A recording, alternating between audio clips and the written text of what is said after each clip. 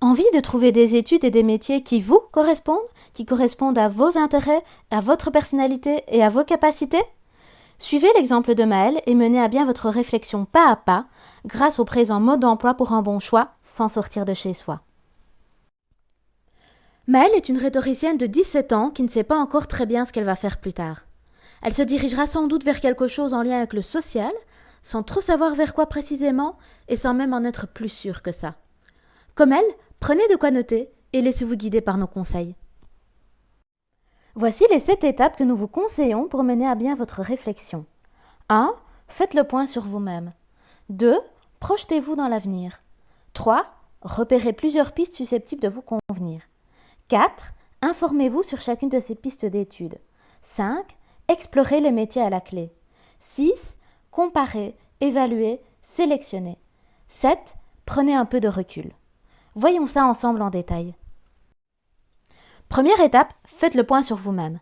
Identifiez vos centres d'intérêt, vos forces et vos faiblesses, ainsi que vos traits de personnalité. Commencez par lister vos cours préférés, en vous référant bien entendu aux matières et pas aux professeurs. Soyez aussi précis que possible, certains chapitres vous intéressent peut-être tout particulièrement. Ajoutez ensuite tous les sujets qui vous tiennent à cœur, vos passions, ainsi que vos activités favorites. N'hésitez pas à faire référence à des activités concrètes de type job étudiant ou loisirs que vous exercez déjà. Cela vous permettra d'identifier ou de préciser plus facilement certains centres d'intérêt et de voir dans quelle mesure ils vous plaisent vraiment. Mais elle s'est prêtée à l'exercice. Elle aime la biologie, surtout le corps humain, le français, l'analyse littéraire et les dissertations, et les mouvements de jeunesse, d'autant plus qu'elle peut y créer des jeux. De manière plus générale, elle aime aussi aider les gens. Mais elle a pensé à préciser aussi ce qu'elle n'aimait pas du tout, le sang et les piqûres. Précisez à présent vos forces et vos faiblesses en répertoriant vos compétences scolaires, vos différentes aptitudes et vos talents éventuels. Les points forts de Maëlle sont le français, surtout l'écriture, les rédactions et les poèmes, la créativité et le contact avec les autres. Ses points faibles? Les langues étrangères. Passez maintenant à vos traits de personnalité, votre caractère, votre tempérament. Listez ici vos caractéristiques et peu importe qu'elles soient considérées comme des qualités ou des défauts. Revenons à Maëlle. C'est une jeune fille un peu timide, surtout face à des personnes qu'elle ne connaît pas, plutôt sympa, un peu susceptible, débrouillarde, imaginative, dynamique, gaie, joyeuse, enjouée. Maëlle fait ici référence à son cali chez les scouts. Elle pourrait aussi reprendre les éléments qui ont conduit à son totem, la louve. Vous n'avez ni totem ni cali pour vous inspirer? N'hésitez pas à demander à vos proches, parents ou amis, ce qu'ils diraient de vous, comment ils vous décriraient. Passons à présent au point 2, projetez-vous dans l'avenir. Définissez les caractéristiques de votre métier idéal, son objectif, les tâches que vous aimeriez y accomplir, le matériel que vous y utiliseriez, le cadre dans lequel vous travailleriez, etc. Imaginez que vous pouvez vous construire un métier sur mesure et décrivez ce que vous aimeriez y faire, comment et dans quelles conditions. Ne vous censurez pas, imaginez que tout y est possible. N'hésitez pas à préciser également ce que vous tenez absolument à y éviter.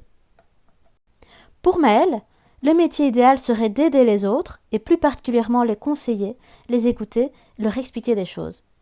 Spontanément, elle a donc précisé les choses, aider qui, en faisant quoi. Faites de même, allez au bout de votre pensée. Maëlle a ajouté qu'elle voulait être autonome, ne pas recevoir d'ordre et pouvoir gérer son temps. Elle se voit plutôt parler, observer, analyser, réfléchir et aimerait garder une part de créativité. Enfin, elle tient à ce que ce métier soit compatible avec une vie de famille. Nous voilà déjà à l'étape 3, repérer les pistes susceptibles de vous convenir. Il s'agit ici d'identifier les pistes d'études qui développent vos centres d'intérêt et celles dont les débouchés, les métiers à la clé, se rapprochent de votre idéal. Études et métiers, car s'il est plus facile d'étudier les matières que l'on aime, ce serait dommage, une fois diplômé, de ne pas en aimer les débouchés. Et s'il est motivant d'avoir un objectif métier en tête, il serait frustrant que les études qui y conduisent ne soient finalement pas à notre portée. Pour vous aider à repérer ces pistes, nous avons classé les études du Liège en 5 catégories sur base des intérêts qu'elles développent. Langue, art, personnes, société actuelle et sciences. Téléchargez ici le document en question et surlignez-y tous les thèmes qui vous tiennent à cœur.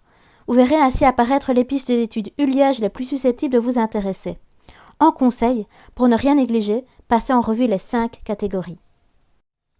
Comme on peut le voir, les intérêts de Maëlle se situent principalement au niveau des personnes, avec l'envie de les conseiller, les accompagner dans leur vie quotidienne, mais aussi de les aider à se sentir mieux, à évoluer. Maëlle a sélectionné plusieurs pistes en fonction de ce qu'elle aimait, et voit ainsi apparaître à droite, en turquoise, plusieurs pistes d'études ULiège susceptibles de l'intéresser comme la psychologie, la logopédie, la didactique, etc. Vous vous dites que d'autres pistes pourraient sans doute vous plaire également ? L'ensemble des études proposées en Fédération Wallonie-Bruxelles sont répertoriées ici sur le même principe. N'hésitez pas à télécharger le document et à vous livrer à nouveau à l'exercice. Vous avez à présent répertorié l'ensemble des pistes susceptibles de vous convenir, celles qu'il serait intéressant pour vous d'explorer plus en détail. Maëlle a ainsi relevé la psychologie, la logopédie, l'enseignement du français, mais seulement pour les plus grands, et peut-être aussi du latin.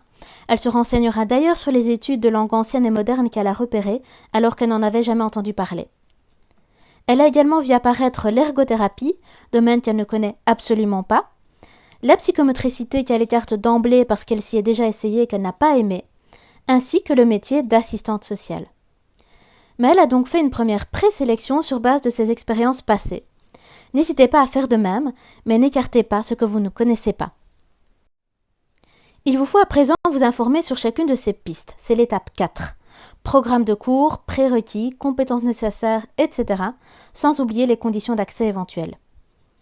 Assurez-vous d'abord de maîtriser les notions de base, bloc, crédit, bachelier, master, enseignement supérieur de type court, de type long ou universitaire. Et n'hésitez pas à consulter le site de la Fédération Wallonie-Bruxelles, www.mesetudes.be. Pour les études à l'Université de Liège, vous trouverez toutes les informations utiles dans la brochure du futur bachelier consultable en ligne et les programmes de cours eux aussi disponibles sur Internet en suivant le lien indiqué en fin de document.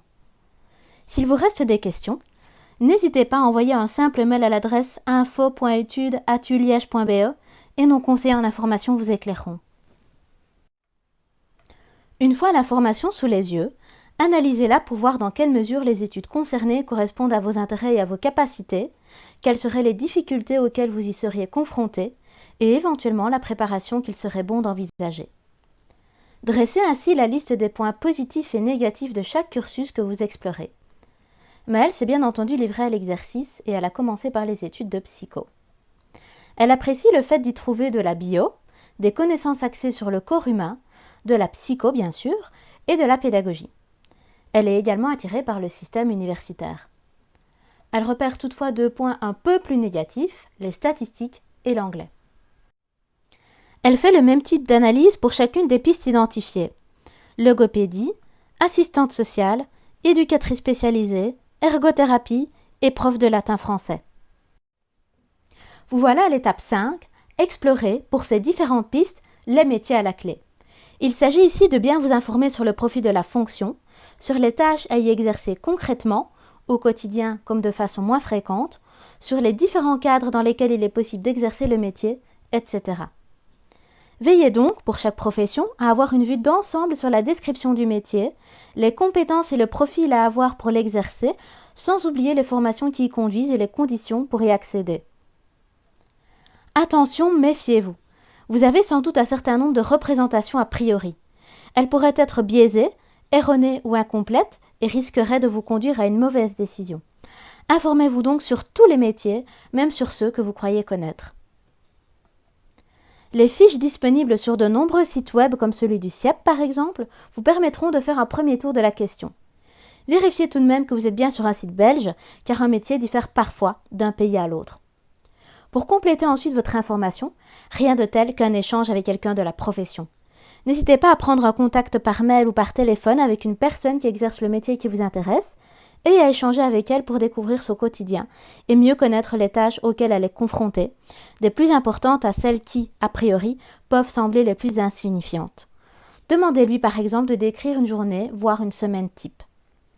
Vous pouvez même demander à passer une journée à ses côtés une fois le confinement levé et vous rendre compte ainsi par vous-même directement sur le terrain.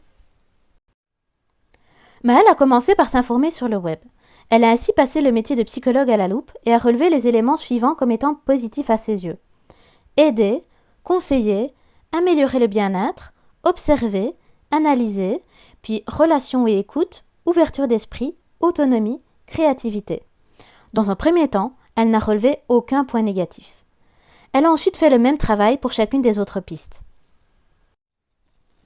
Vous voilà pratiquement au bout. Il ne reste qu'à comparer, évaluer et sélectionner, bref, dégager la piste qui vous correspond le mieux. Il s'agit ici, pour chacune des pistes retenues, de faire le point en combinant études et profession à la clé, au niveau du contenu bien sûr, mais aussi des implications que cela aurait pour vous en termes d'efforts à faire, de risques à courir, etc. L'idée est de réaliser ainsi votre propre classement, de la piste qui vous semble être la meilleure à celle qui vous convainc le moins. Pour vous aider à y voir plus clair, n'hésitez pas à attribuer une note à chaque piste après en avoir fait la synthèse. Maëlle a fait l'exercice. Ainsi, pour le prof de latin-français, elle apprécie le français, le latin et la littérature, mais regrette le manque de bio. Elle trouve aussi que les études sont trop dans les livres, mais qu'au niveau du métier, ça irait. Quoique, ça serait devant un groupe et pas assez individuel à son goût. Elle évalue cette piste à 6,5 sur 10. Attention, dites-vous bien que pour trouver la solution, il faudra peut-être envisager 2 ou 3 concessions. Maëlle s'est ensuite penchée sur la logo, puis éducatrice spécialisée, psycho, ergothérapie et assistante sociale, en attribuant une note à chaque, sauf aux 2 dernières pistes qu'elle a finalement écartées.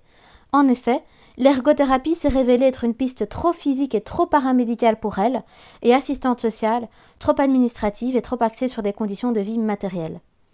Pour Maëlle, c'est la psycho qui obtient la note la plus élevée. À vous de jouer à présent, de faire la synthèse de toutes les pistes que vous avez explorées, en combinant études et profession à la clé. Une fois vos notes attribuées, vous découvrirez ce qui arrive en tête et vous correspond donc le mieux. Votre choix est fait ? Très bien, mais prenez un peu de recul. Cette dernière étape consiste à mettre vos proches, parents et amis, à contribution en leur demandant leur avis. Ce qui compte, c'est qu'ils justifient leur opinion, qu'ils vous expliquent pourquoi ils ont quelques doutes ou quelques réserves ou pourquoi ils sont d'accord avec vous. En soumettant ainsi votre piste à la critique, vous vous assurez d'avoir un maximum de cartes en main pour prendre votre décision. Nous espérons que ces conseils vous ont permis de voir comment mener à bien votre réflexion. N'hésitez pas à télécharger le mode d'emploi en 7 étapes que nous avons suivi avec Maëlle tout au long de cette présentation pour vous y référer.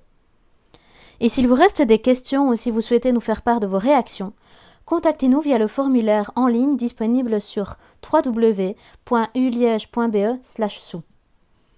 Et pour toute information relative aux études à l'Université de Liège, rendez-vous sur www.news.uliege.be/futur-étudiant. Toute l'équipe du service orientation universitaire vous souhaite un magnifique parcours pour la suite.